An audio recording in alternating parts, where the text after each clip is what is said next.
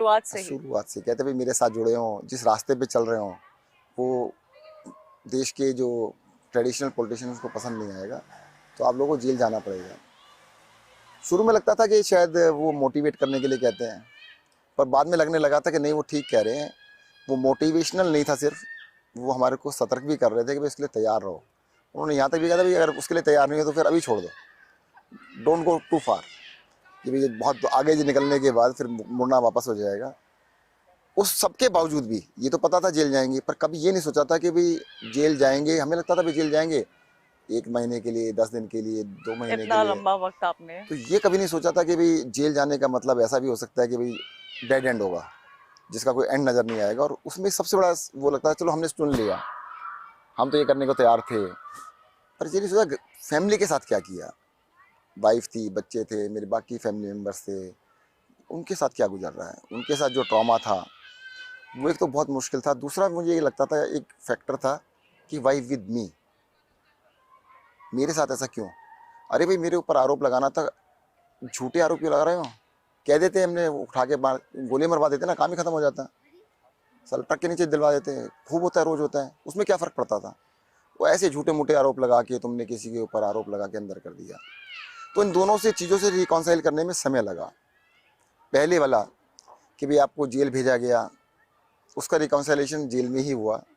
मैंने कभी, मैंने जब गलत नहीं किया, उसके बाद तुम जेल आए, सड़क पे आप चलते हो, साइकिल पे आप जा रहे हो और आपको टक्कर ट्रक से हो जाए, तो अब ये नहीं कह सकते गलती ट्रक की थी, मरना तो आप ही को है।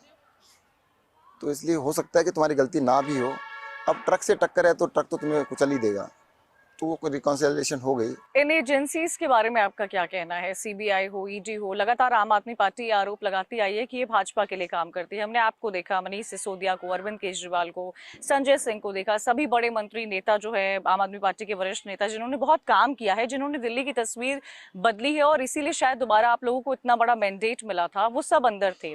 आपको क्या लगता है इसका असर कितना जनता पर पड़ा है? क्या आपको लगता है इसका एडवांटेज दूसरी पार्टियों को मिला है? मुझे ऐसा लगता है कि मुझे कहने की आवश्यकता भी नहीं है, सुप्रीम कोर्ट ने रिसेंटली अभी थोड़े दिन पहले बोला है कि तोता और मैना है, कि तोता मैना की जोड़ी है और जो सरकार कहती है वो कर देते हैं।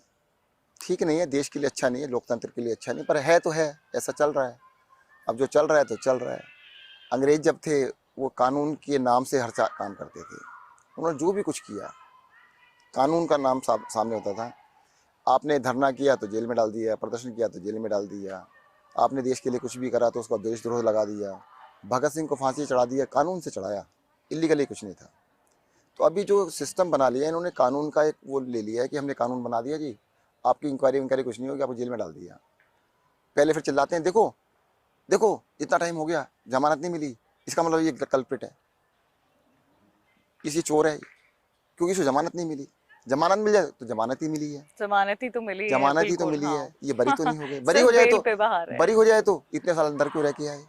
अभी दरअसल क्या है कि ये हमारे देश का दुर्भाग्य है कि ट्रायल स्टार्ट नहीं हुआ है।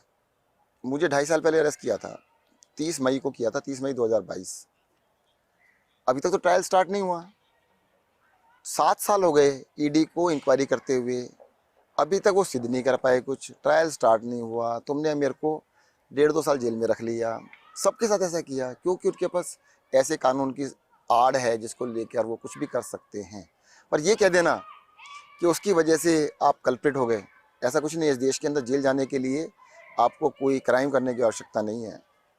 अगर आप सड़क के दूसरी तरफ है तो आपको कभी भी अंदर किया जा सकता है, वो उनकी चॉइस है। सड़क पे आप चल रहे हैं तो गलती करना जरूरी नहीं, ट्रक वाला चाहे तो आपको अंदर ट्रक के नीचे डाल सकता है, आपको दबा सकता है। वो ट्रक चल रहा है तो ट्रक वाले की चल रही है। ठीक है, कमिंग बैक टू दिल्ली, आपने जो काम, जब आप हेल्थ देख रहे थे तो बहुत काम किया है आपने। मोहल्ला क्लिनिक एक ऐसा कॉन्सेप्ट दिल्ली की तरफ से आया था जिस पर इंटरनेशनल लेवल पर भी पेपर्स पब्लिश्ड हुए हैं। कई और राज्यों ने भी इसको अपनाने की कोशिश की है, लेकिन आज मोहल्ला क्लिनिक का क्या स्टेटस है? क्या आपको लगता है कि जिस इंटेंशन के साथ या जिस तेजी के साथ आप लोगों ने शुरू किया था, आज आपकी सरकार ने उतना कर दिखाया है? क्या लोगों को उसका बेनिफिट मिल रहा है? साथ ही में उन तमाम दिल्ली के गवर्नमेंट हॉस्पिटल्स का भी जिक्र करना चाहूंगी जहां पर फार्मेसी में कई बार ऐसा देखा गया है कि मेडिसिन टेस्ट नहीं होती है, किसी चीज़ का इंजेक्शन लगना होता है तो उसकी अवेलेबिलिटी नहीं होती है। तो इसकी कंप्लेन अगर किसी व्यक्ति को करनी हो तो वो आप तक, नेताओं तक कैसे पहुंचे? ऐसा है कि मोहल्ला क्लिनिक जो है लगभग 700 के करीब, 700 से ज़्यादा मोहल्ला क्लिनिक दिल्ली में ऑलरेडी रनिंग है। एक साल में 2 करोड़ लोग मोहल्ला क्लिनिक में अपना इलाज कराने के लिए जाते हैं। वहाँ पर क्वालिफाइड डॉक्टर हैं, दवाइयाँ मिलती हैं, टेस्ट होते हैं। टेस्ट लगभग 365 टेस्ट, 365 टेस्ट किए जाते हैं। मैं आपको भी इनवाइट करूँगा, कभी जाइएगा मोहल्ला क्लिनिक में। जो टेस्ट आपके हॉस्पिटल में नहीं होते होंगे वो सारे होते हैं वहाँ पर। और उसके लिए भी हमने क्या किया हुआ है कि हम बड़ी प्राइवेट बहुत बड़ी लैब्स हैं उनसे कराते हैं। एक उसमें है रेनबैक्सी लैब है और एक लैब और है, उनसे हम टेस्ट कराते हैं ताकि कोई ये ना कहे कि ये तो ऐसे ही कर देते हैं जी। जैसे कई लोग ये भी कहते हैं प्राइवेट से क्यों कराते हो जी, दवाइयाँ भी हम प्राइवेट से खरीदते हैं। अब ये कह देना कि प्राइवेट से कुछ नहीं करेंगे, प्राइवेट भी हमारे देश का ही पार्ट है, वो अलग नहीं है। अगर हम प्राइवेट से कोई सर्विसेज लेके जनता को फ्री में दे रहे हैं, दैट इज़ आवर ड्यूटी। अगर दवाइयाँ हम कहने लगे तो हम दवाइयाँ बनाएंगे तो हम बना नहीं सकते, गवर्नमेंट की कैपेसिटी नहीं है, तो गवर्नमेंट की ऐसी बैंडविड्थ नहीं है। हम उसको सारे टेस्ट कर रहे हैं, आज तक कभी ऐसा नहीं हुआ। मेरे सामने आया ये कि इतने सारे टेस्ट क्यों करने हैं। मैंने भाई डॉक्टर जो भी चाहे उसको करवा दो, अगर उसके टेस्ट नहीं होंगे तो फिर अस्पताल जाएगा।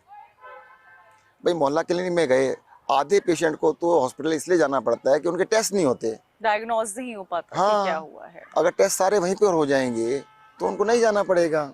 मेरे हिसाब से तो मोहल्ला क्लिनिक बहुत अच्छा चला है। थोड़ी बहुत दिक्कत पीछे आई थी जब सबको अरेस्ट कर लिया, सबको अंदर कर दिया, तो उसकी वजह से दवाइयों में टेस्ट स्टार्ट हो गए हैं फिर से। कुछ दिनों के लिए उनकी पेमेंट नहीं की गई थी कंपनीज की, तो वो टेस्ट उन्हें शायद दिक्कत आ रही थी। अब स्टार्ट हो गए हैं and they are running fairly, but expansion जो है उसको डेफिनेटली हमारा टारगेट 1000 का है, उसको बढ़ाएंगे और कराएंगे। और सफाई को लेकर जैसे कि मेरी आपसे बात हो रही थी, आप कह रहे थे वायु सबसे इम्पोर्टेंट चीज़ है। आपको क्या लगता है सर, क्योंकि अभी देखिए अब दिवाली आने वाली है, छठ होने वाली है, यमुना की तस्वीर एलजी साहब लगातार शेयर कर रहे हैं, बीजेपी की तरफ से अलग अलग टिप्पणी की जा रही है। आपको क्या लगता है कि क्या दिल्ली सरकार ने, चाहे वो गाजीपुर हो या फिर यमुना हो, इसकी सफाई में क्या चूक हुई? क्या हम पीछे रह गए? क्या आम आदमी पार्टी को लगता है कि आने वाले, क्या कोई टाइम बैंड है कि आने वाले इतने समय तक हाँ उसमें कामयाबी मिल पाएगी? पहले तो मैं इसमें थोड़ा सा डिस्टिंक्शन चाहूँगा कि एलजी साहब को और बीजेपी को सभी लोग एक मान के चलते हैं। वैसे है भी एक और मानते भी एक हैं, पर ये डिस्टिंक्ट है, होना नहीं चाहिए, ये गलत है। भाई एलजी सरकार के पार्ट है, दिल्ली सरकार के पार्ट है, वो बीजेपी के पार्ट नहीं है। अगर वो बीजेपी ट्वीट कर रही है और वो भी ट्वीट कर रहे हैं, वो फोटो शेयर कर रहे हैं, वो भी फोटो शेयर कर रहे हैं, बीजेपी दिल्ली सरकार की बुराई कर रही है, वो भी दिल्ली सरकार की बुराई कर रही है, तो ये नहीं होना चाहिए। LG is part of Delhi government, Delhi government के लेफ्टिनेंट गवर्नर हैं, वो बीजेपी के लेफ्टिनेंट गवर्नर नहीं है, तो ये डिस्टिंक्शन होनी चाहिए। उनको दिल्ली सरकार से लड़ना नहीं चाहिए, दिल्ली सरकार के साथ मिलकर काम करना चाहिए। तो पहले तो मैं कहना चाहता हूँ बहुत सारे लोगों को गलतफहमी है, शायद मुझे लगता है आपने जब बोला तो आपको भी थी, आप कह रहे थे बीजेपी के, बोलना चाहिए था वैसे आपको कि नहीं बीजेपी मैंने तो के, एलजी बोला आपने एलजी, और बीजेपी बोला। उसका मतलब यही था कि बीजेपी वाले भी फोटो दे रहे हैं और एलजी साहब भी फोटो दे रहे हैं। क्यों दे रहे हैं भाई, एलजी साहब तो कोई पॉलिटिकल आदमी है नहीं। नहीं पर जैन साहब, आपको नहीं लगता है जनता भी इस चीज को एक लेकर मिनट, आपके क्वेश्चन पहले करती है? क्वेश्चन पे आ जाते हैं ना, पहले का मैं थोड़ा सा बता देता हूँ कि एलजी साहब बीजेपी के एलजी नहीं है, वो दिल्ली के एलजी हैं, दिल्ली सरकार के एलजी हैं, उनको दिल्ली सरकार के साथ मिलकर काम करना चाहिए। अब आगे बात, आपने 2 क्वेश्चन एक साथ पूछे हैं, यमुना नदी का पोल्यूशन और एयर पोल्यूशन, मैं दोनों का एक एक करके जवाब दे देता हूँ आपको।